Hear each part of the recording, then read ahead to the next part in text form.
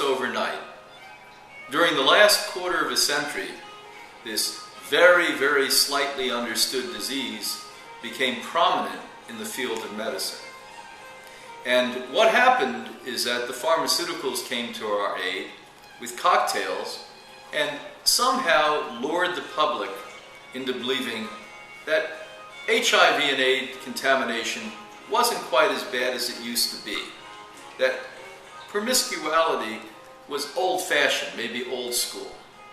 And if in fact you got infected from sexual intimacy, that they had the magic bullet for you.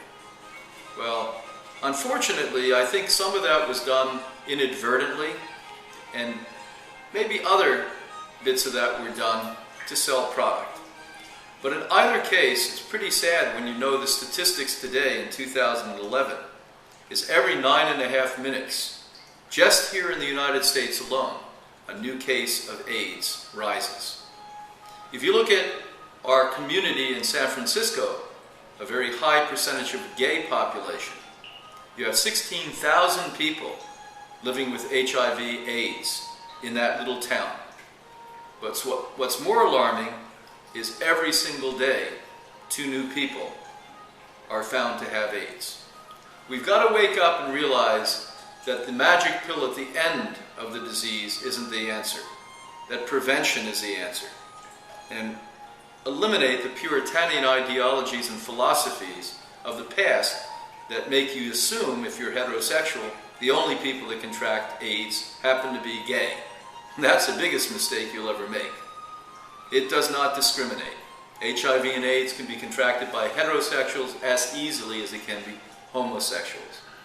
But in either case, we have to start to talk to our children about this. We have to tell our children to protect themselves. If your child, by the way, is a healthy teenager and doesn't desire sexual intimacy, you better run very rapidly to a psychologist, because something's wrong with the hormones.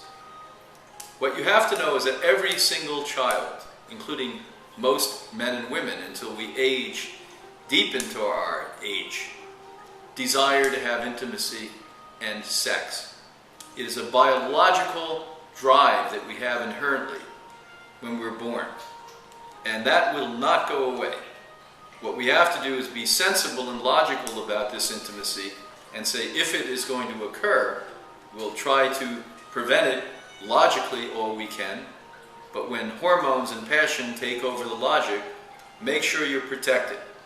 Also, speak openly to your mate.